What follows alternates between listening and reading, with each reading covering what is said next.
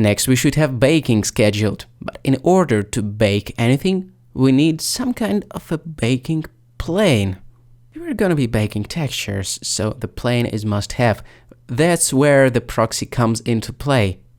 It's much lighter than the 100 million triangles mesh. It gets imported without a problem into Blender. Let's now enable the rendered mode and crank up the lightness of the environment. So that will serve as a reference in helping us to set up the baking plane. It's very handy that we have the measuring tape, which measures exactly 1 meter. So after creating a plane, I'm positioning it and scaling it up in such way so it represents the baking surface, and I want it to be approximately 3 meters wide. So I'm making it 3 times larger than the measuring tape. What a math. As you can tell, I'm eyeballing things again. That's okay. The part of the surface will be missing at the bottom. That's also fine. It looks like the plane is flipped. R to rotate it. And as for the missing part at the bottom, and in fact at the upper right corner, we will fill it in post. In GIMP to be exact, or Affinity Photo or any other image editing application. After setting up the baking plane, we could technically export it right away, but that would be a mistake. We missed 2 crucial things, the first one being adapting the baking surface to the low frequency undulations of the dirt. If we don't do it, it will be a hell of a job to make it seamless. So I'm gonna add the subdivision surface modifier, set to simple, the optimal display turned off. The render and viewport subdivisions should be set to something like 4, I believe. That depends on the frequency of the height changes in the source mesh. Next, we can deploy the shrink wrap modifier to help tailor the baking plane to the large variations in height of the source mesh, with the shrink wrap method set to project instead of the nearest vertex. Only positive direction enabled in this case, I think. Or it can be both negative and positive. Or will it be too much adaptation? I guess I will go with just positive. That will help with leaving some details in. The offset slider kind of helps to tweak the mid-level of displacement. Probably I will stick to its default value, plus minus, something like that. And finally, to control the amount of adaptivity, there is the vertex group that can be adjusted. Down into the object settings, I will create the new vertex group.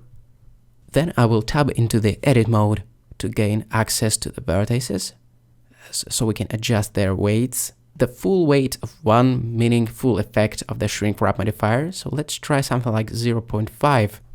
And finally, within the vertex group dropdown, we need to assign the newly created group. After doing all of that, the vertex weights become the slider for intensity of shrink wrap. And so this intensity can be tweaked in the object settings. Tab, then change the slider position, assign, and it will change the amount of shrink wrapping. That's exactly how we can fine-tune it to our taste. Just to remind ourselves, we have also the subdivision surface modifier in this text, so that's how we can control the frequency as opposed to amplitude, I guess. Alright, and it's crucial to apply shade smooth in the right mouse button menu, otherwise there will be artifacts in displacement, quite likely. Now we are fully prepared to export the OBJ. The selection only checkbox should be ticked. If it's going to be used in RC, then the forward should be -X and up should be Z. The other options at their default values, and let's just send this baking plane to RC now. Nothing can go wrong with the setup that we have just done. We pretty much accounted for everything. The low frequency variation, the problems with smoothing. Everything is under control, so let's import the proxy baking object into RC now and do some texture reprojection. When you see the pitch black texture, it's actually normal, don't be afraid. And just in case you will see that the top surface is blue, it means that it needs to be flipped in Blender. That's something that we forgot to check actually. So we are not as bulletproof as we thought. I'm gonna call this dirt plane, then open the tool shelf and go straight to the texture reprojection menu. A quick checkup of the source and result models drop downs. Looks good to me.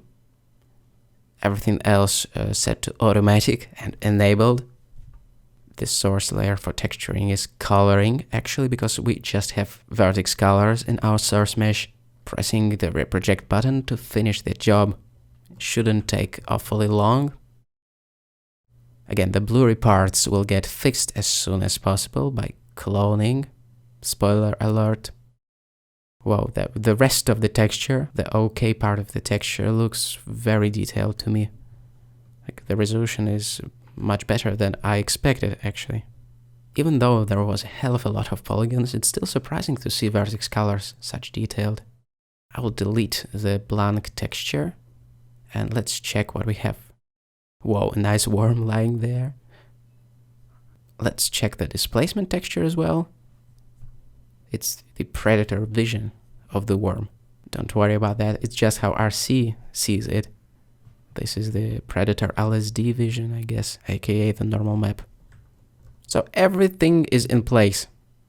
We can go ahead and export it out. I think it looks awesome. Wow, I really like it. So the new folder called Dirt Surface Baked. It's getting a little messy, right? With all the folders in place. Save mesh by parts, no thank you. As for the texture resolution, I don't think that the current detalization of the mesh is able to support 8K, so 4K instead. For 8K, I would go as far as, I don't know, 300 million polygons or even a billion.